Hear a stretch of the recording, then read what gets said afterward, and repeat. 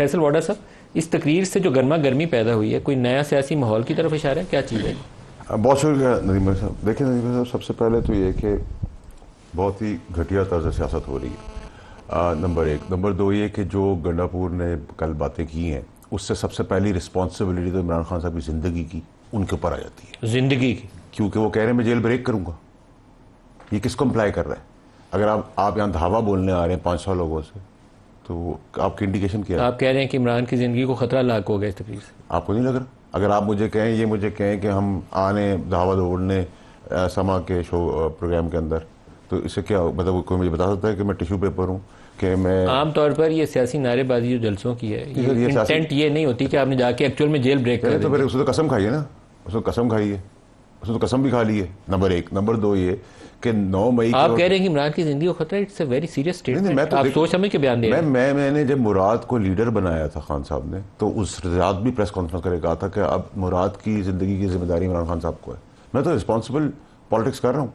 मैं तो जो 2.5 साल से कह रहा हूँ वो सब चीज़ें आपको बताता चला है। कल भी मैंने एक शो किया, उसमें अरशद शरीफ के कत्ल के अंदर इमरान खान साहब को पता था कुछ बड़ा होने वाला है। मैंने शवाहिद भी दी थी, मैं आपको भी दे रहा हूँ। आपको पता था उससे अरशद शरीफ के शहादत से पहले अरशद शरीफ को शहीद किया? नहीं, ये नहीं पता था। देखिए मेरा गुमान ये कि इमरान खान साहब को पता था बड़ा होने वाला है, ठीक है, कुछ बड़ा वाकया होने वाला है। क्या? ये तो मुझे नहीं पता बड़ा वाकया होने वाला है। इस हालात में मैं रोज़ाना अपने सारे जो साथी जर्नलिस्ट हैं समा में, मैं उनको कहता हूँ कि जो क्योस इस वक्त डेवलप हो गया है, इसमें अल्लाह ताला से रहम मांगे कोई बड़ा हादसा ना हो जाए। ये तो खौफ आता है ना, एज ए जर्नलिस्ट मुझे खौफ आता है कि हमारे मुल्क के साथ कुछ ऐसा ना हो। लेकिन having information is something different. 16 या 20 अगस्त को 2022 को मुराद सईद ने पूरा राफिया खींच दिया है कि बाहर अपॉइंट हो गए कोई लोग और बाहर से उसको मारने का प्लान बना दिया गया है। इतनी स्पेसिफिक इन्फॉर्मेशन तो इंटेलिजेंस के बाद भी नहीं होती, आप उसको भी छोड़ दें। उसका इमरान खान साहब कर रहे कि मेटिकुलस प्लान है और मैं 30 को अनाउंस करूंगा और संडे को कर दूंगा। इतफाक से वो संडे जो है 23 अक्टूबर 2022 अरशद शरीफ का मर्डर हो जाता है। तो मेरे अजम्पशन ये है, और जितना मैं जानता हूँ, कि इमरान खान साहब को ये तो पता था 100%, 500% कि कोई बड़ा होने जा रहा है। ये नहीं पता हो सकता जो मैं समझता हूँ कि अरशद शरीफ का कत्ल होगा। लेकिन फैज़ और मुराद को तो की अंडरस्टैंडिंग तो अंडरस्टूड नजर आ रही है, नंबर एक।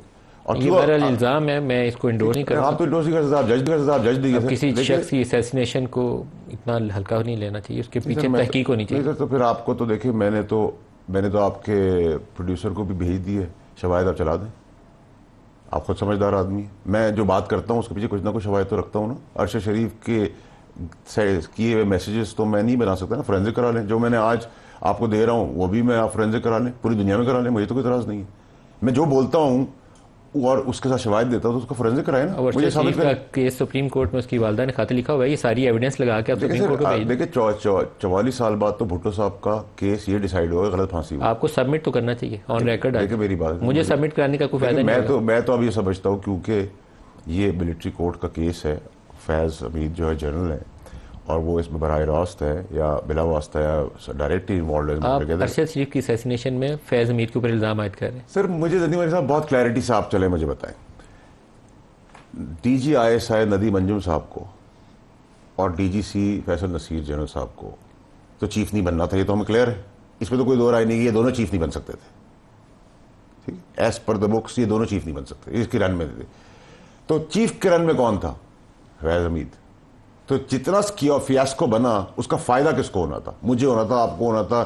इससे ये कैसे साबित हो गया कि उन्होंने अरशद की असैसिनेशन में हिस्सा लिया? बहुत इसके अंदर क्लैरिटी है। अगर मुराद अभी तक लापता, मुराद है तोते की जान, मुराद जिस दिन बरामद हुआ उस दिन दोनों अंदर जाएंगे फांसी के फंदे पे। ये इल्ज़ाम है, बहुत बड़ा इल्ज़ाम है।